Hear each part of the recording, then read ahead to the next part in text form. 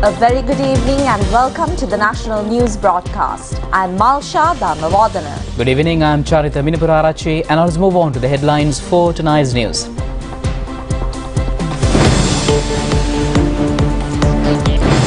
Heavy rainfall affects 13,000 families.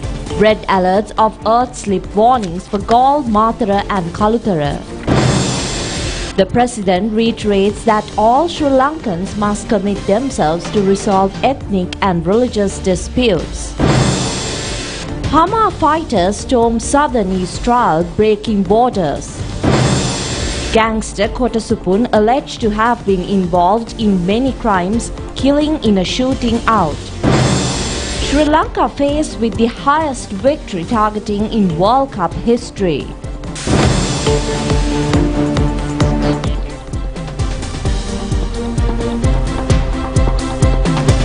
On to those and other stories in detail now, and starting off with the top story. President Ranil Wickremesinghe reiterates that all Sri Lankan citizens must dedicate themselves to resolve the disputes based on ethnicity and religion. He has made these observations addressing a ceremony at the St. Michael's College in Batticaloa.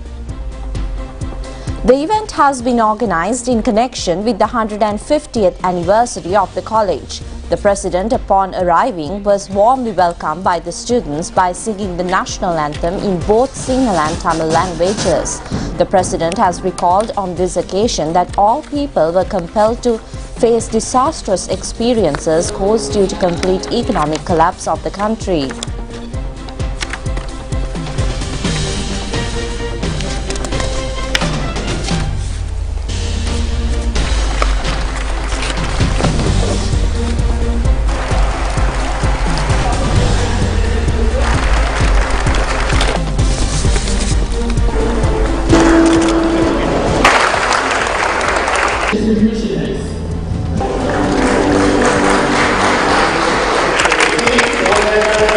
When the choir of St. Michael's sang Namo Namo Mata in Tamil. That's this thing. We all say we are children of one mother.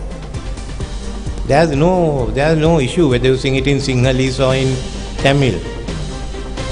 So we are taking those steps. When we go to university, we meet with people of other religion, races. We meet them here. Then how shall we get together to go ahead? So I am going to talk to all the leaders and we will resolve the ethnic issues and the religious issues. You can't be fighting on these small things. Let's resolve it. That is the first one. Secondly, I think I am committed to devolving more power to the provincial councils. We can leave aside police powers. That can be taken up later when you want to. But a lot of powers have to be devolved. As I was talking with the Minister of Education, when I first was the Minister of Education and started devolution, there were 9,000 schools. I couldn't manage it. The management of 9,000 schools must be given to the provinces. We must look that the standards are maintained and discipline is maintained. Today we are talking, look at tourism. You can't have one tourist board doing this. The tourism of eastern province is so different from the tourism of western province. You must have provincial tourist boards. Look at agriculture. Look at health. So we hope the period of next year will see devolution of more powers to the area. So you all can take part in your local areas. So this is another step. Firstly, discuss the political issues and move towards resolution. Secondly, look at devolution and slowly let's move forward. You can't go at high speed. Then let us function. If there are human rights violations, we'll correct it within our country. No need to go outside. I don't believe in going outside. But I think we have to do it here in our country. Then we need not be responsible. We can't be answering other people. But let's ensure that all these standards are met and we go ahead. So when I do that, when I'm thinking and when I plan to do it, I will take St. Michael's as an example. How you all can do it. So you all also can be an example of how national unity can be maintained. So I don't want to talk any more at length. Now you have done your celebrations. You have to go home and you have to get ready for Monday holiday, what you are going to do. So I wish St. Michael's all the best in its next 150 years. Thank you.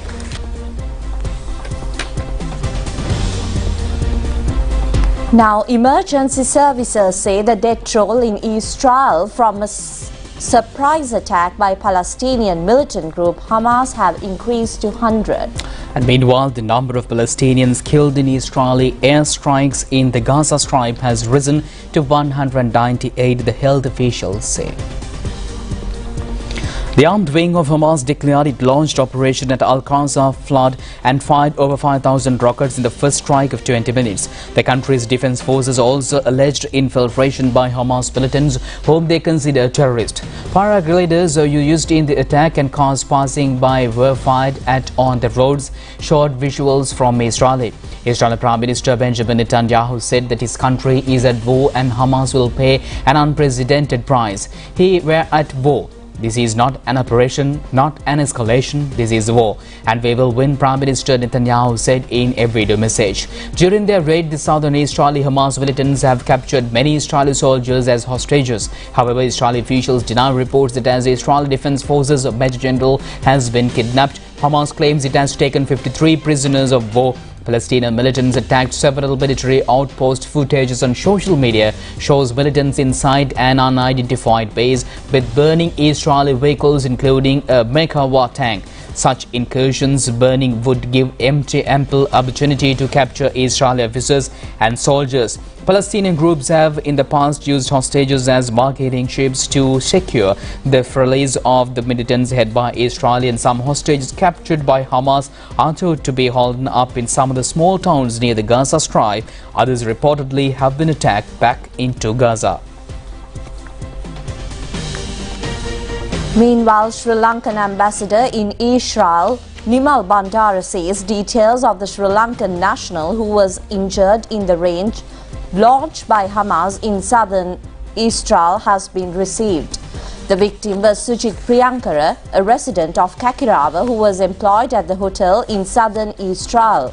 The ambassador has also told the national television that speedy measures are being taken to provide necessary medical facilities to the injured Sri Lankan through cooperation of Israel authorities.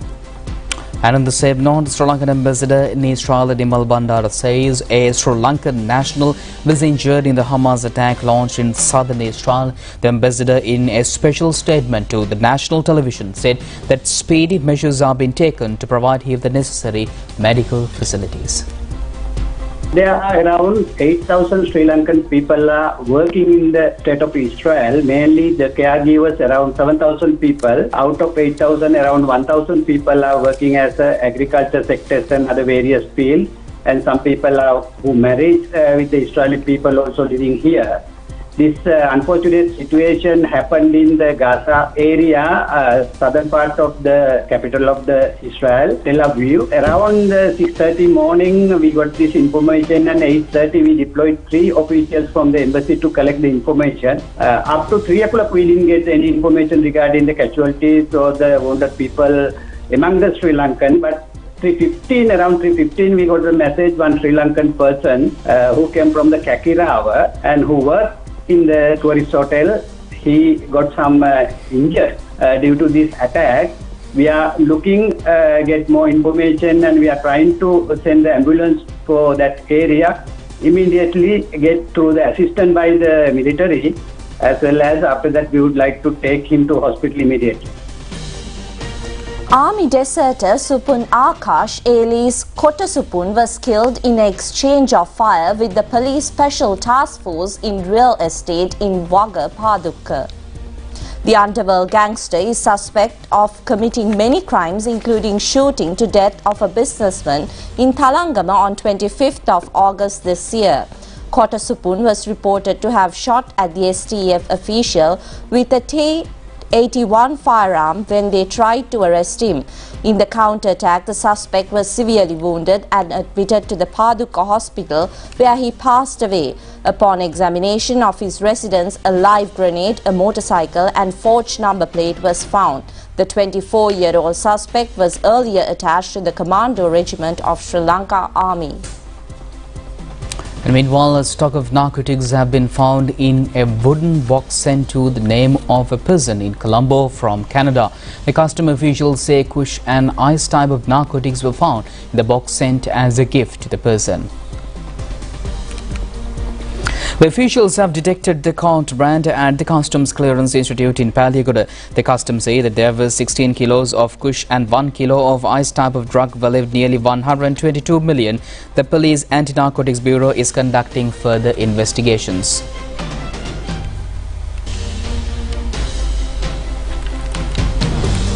Now, residents in several areas in the Mathura district are being tormented by heavy rainfall. Relief services are being conducted continuously on behalf of the victims of the disaster. Meanwhile, the Department of Meteorology forecast that the further rainfall is possible in the southwestern region due to the disturbances in the lower atmosphere in the island. The national television correspondent says the flood situation affecting in the Mathura district appears to be on the increase. The areas most affected due to the rapid increase of the water level of the Nilbala River are Akurasa, Athuraliya, Malimbada, Kamburupitiya and Tihagoda divisional secretariat divisions. Several lowlands in Nagaliya, Dodangoda, Mapalagama and Nagoda have also been inundated as a result of the Ging River. It has also been reported that the stone wall in Attadava erected in the protected Mathura town has reached the state of overflowing with water. The Rupavahini correspondent also said that lashing rains have also adversely affected Tudava, Hittatiya, Kalidas Road, Izadin Town and Veragampitiya. The relief services are being jointly conducted by the District Secretariat, the Department of Irrigation and Divisional Secretariat Division offices. It has also been pointed out that a minor flood condition may develop in the lower areas of the Ging River Basin. The threat of further escalating the flood situation in the lowlands and roads in the divisional secretariat divisions of the Baddegama, Bope, Poddala and Nagoda has also been witnessed. A red notice has been issued yesterday regarding flood threats in the lowline lands of the Nilbana River Basin. The Department of Irrigation says that the warning would become valid for the next 48 hours as well. Placing of sandbags as a core of the dam of the Nilbana River as a protective barrier has been carried out by the Army officials. The Army is also assisting the provisions of essential relief services for flood victims through the coordination of the Mathura District Secretary's office, and the feeding areas of the Nilbala River are reported to be continuously receiving heavy rainfall. A flood situation has also been created in Akurasa and Athuraliya, hampering the daily routine of the residents since 2 months. By taking into consideration of the disaster situation, it has been decided to keep closed all schools in the Mathura district on next Monday and Tuesday as well. 3,558 families in the Mathura district have been affected by floods and rains. The District Disaster Management Committee has met this morning to review the situation.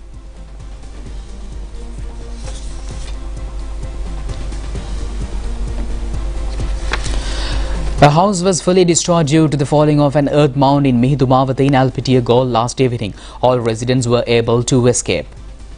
Many houses in Idigahavila Galle were also inundated. Many low-lying lands in the Valalavita DSD in Kaluthura have also come underwater due to the overflowing of the Benthura River in Yagrilia. The Aludgama-Bathugama road via Avithava has been flooded. Many roads in the Ittapana are also facing flood threats. Heavy rains have also caused slips leading to the destruction of a house near a canal road in Bandaranaike area in Dehivala. No loss of lives has been reported. 65 persons living in 13 secured houses near the lake Bant have been immediately relocated in temporary shelters at the Sumaga College Hall in Karagampitiya. According to the Disaster Management Centre, 13,027 families have been subjected to a disaster situation as a result of heavy showers. 6 deaths have been reported. 5 houses were fully destroyed and 720 were partially damaged. More than 1,500 persons have been shifted to 16 alternative locations. The Army officials, the medical corps are extending relief to the flood victims in Galle, Mathura and Kaluthura districts. The Navy is prepared to deploy boat services. A mobile camp and a first aid camp are being conducted on behalf of the victims in the Mathura district. The Mathura branch of the Sri Lanka Red Cross Society are extending first aid treatments for the affected villagers in the district.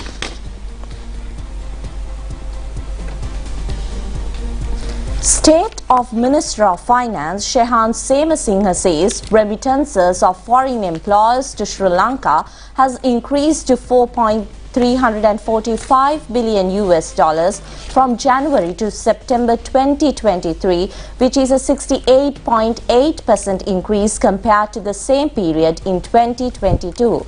He further says that the increase in the migrant workers' remittances will help strengthen foreign exchange reserves and stabilize the exchange rate. In a Twitter message, the State Minister further said that the remittances stood at $482.4 million in the month of September 2023's loan, compared to $359.3 million last year. He added that the remittances of the Sri Lankan migrant workers will further help offset trade deficit and strengthen balance of payments for faster recovery and led to economic growth. Similar options have been expressed by the Minister Manusha Nayakara. Acting Minister of Finance and Urban Development and Housing Thenuka Vidanagamage says legal action will be taken against those who misuse land and other properties belonging to the National Housing Development Authority. He has made these remarks at a program to enlighten district managers of the Housing Development Authority, which was conducted in parallel to the World Habitat Day. Chairman of the NHDA Rajiv Suryarachi and all district managers as well as other high-ranking officials of the authority were present at the event held at the Voters' Edge premises in Battaramulla. Acting Minister of Urban Development and Housing Thenuka Vidanagamage said that large extent of land remains under the ownership of the National Housing Authority. Some adjoining houses dwellers have constructed 2 or 3-storied houses in state land without making any payments to the authority. Some lands are under political authority by giving properties on lease. These dealings have to be legalized. The acting minister added that he is taking measures jointly with the Minister Prasanna Ranatunga to resolve these issues, and he added that many forms of irregularities and activities are taking place in many closed housing schemes of NHDA. A workshop to educate ship owners of the Ward City shopping complex in Gampaha and condominium property was conducted in parallel to the Habitat Week of the World Habitat Day. Now, Prime Minister Dinesh Gunawardena says that in order to come out of the crisis, Sri Lanka must not rely upon old laws, instead draft new legislations. He made these remarks participating in the Sankatana Mandapa Forum at the Temple Trees today. Today's topic at the forum was dedicated to World Cotton Day, which falls today. The United Nations has declared the day today as it would become useful for the entire international community. Today's program was conducted under the leadership of the UNDP resident representative. Several cotton farmers and businessmen have also attended the event. Cotton farmers in Valikanda, Polonnaruwa have presented to the Prime Minister a tray of cotton produce. Sri Lanka and the United States of America celebrate 75 years of diplomatic relations. A special ceremony in this connection was held at the Sri Lankan Embassy in Washington. The event was attended by United States senators, White House representatives and other diplomats. The honored chief guest was U.S. Senator of the Maryland state, Chris Van Hollen. Advisor to the USAID Institute, Clinton DeWitt, has also attended the event. The ceremony was also attended by Sri Lankan Foreign Minister Ali Sabri, Sri Lankan Ambassador in the US Mahinda Samarasinghe. A cultural concert followed the event.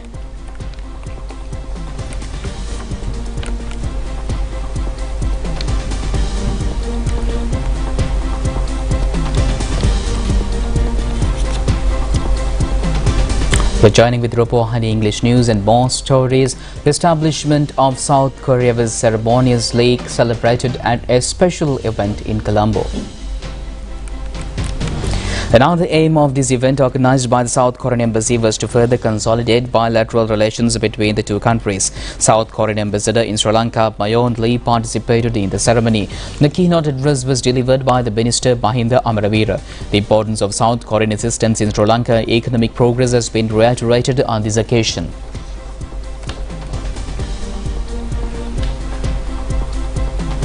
A scholarship presentation for students preparing to follow a medical degree in the state of Armenia was held at BMICH in Colombo yesterday.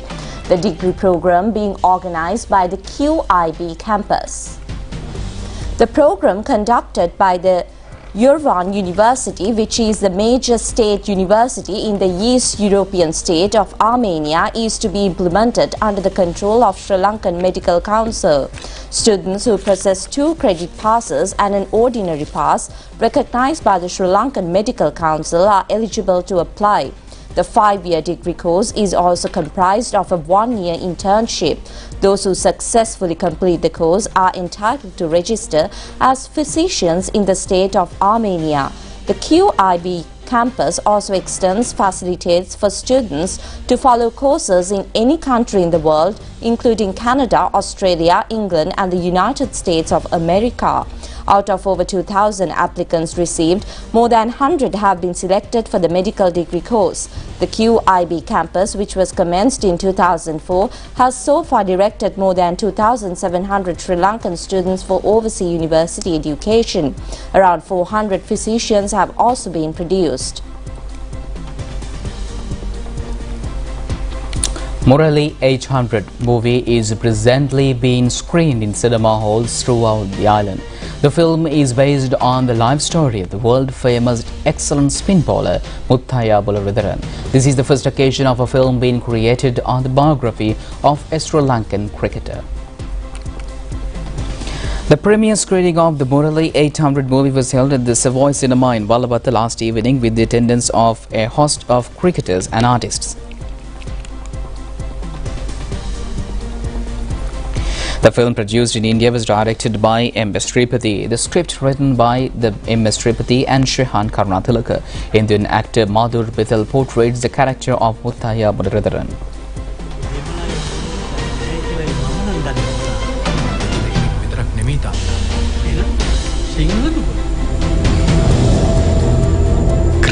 On to some more local news in brief.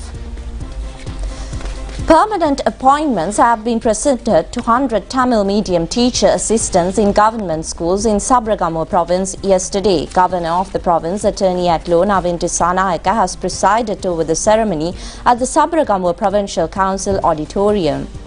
Swearing in of 30 new Boy Scouts of the Mahanama College, Colombo was held at the school premises yesterday.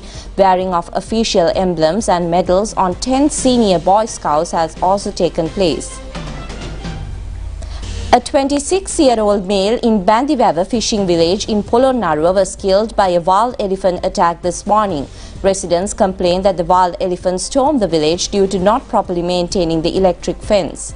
Police Constable Agampodi Manoj Priyankara, who died on the road accident while engaged in duties, have been posthumously promoted to the rank of the police sergeant. The police department has also taken measures to grant all salary increases till the year of 55 years, considering as if he is engaged in service. A financial allowance will be presented on behalf of the late officer. A 56th Che Guevara commemoration was held at the Che Gardens in Murugahenna today. The event has been organized by the Socialist Youth Union. Cuban ambassador in Sri Lanka, Andres Marcelo Gonzalez, was the chief invitee on this occasion. Coming up next is international news.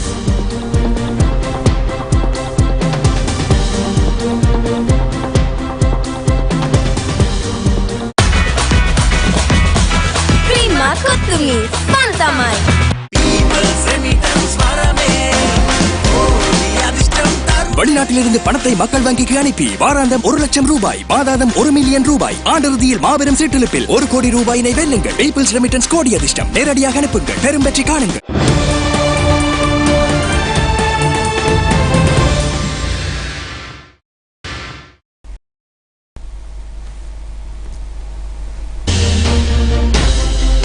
Welcome back with international news and update from Mexico. The Mexican authorities reported that a bus crash in the Mexican state of Oaxaca has killed 16 people, who say most of the passengers were migrants.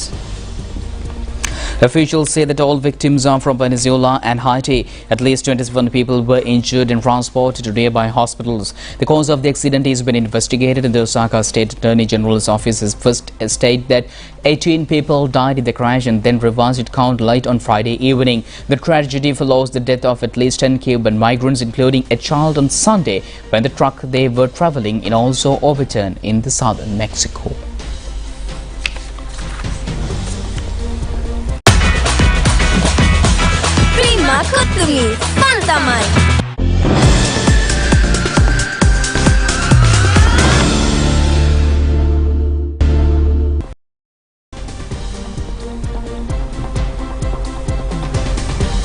And taking a look at your sports news, the one-day World Cup tournament match between Sri Lanka and South Africa is presently being played in Delhi.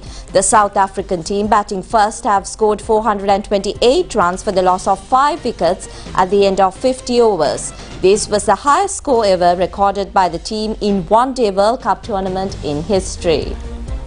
The Sri Lankan team, after winning the team, invited the South African team to bat first. Openers Quinton de Kock and Timuba Bawa had maintained only a 10-run partnership. However, Cook, along with the Razivi and Dustin, have maintained a 204 runs relationship for the second wicket. Cook has recorded the 18th century in ODI. Vander also recorded his 5th ODI century. Aiden Markram has recorded the fastest century in ODI, with World Cup facing only 49 deliveries. This was the 8th occasion of the South African team surpassing the 400 runs limit.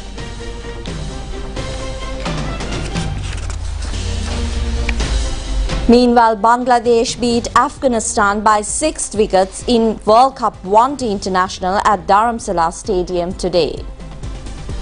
The Afghanistan team were all out for 156 runs in 37 overs and 2 deliveries, with Rahmatullah Gurbaz scoring 47 runs. The Bangladesh match has fulfilled the victory target of 158 runs in 34 overs and 4 deliveries, losing only 4 wickets. The man of the match was Haid Hassan, who scored 57 runs.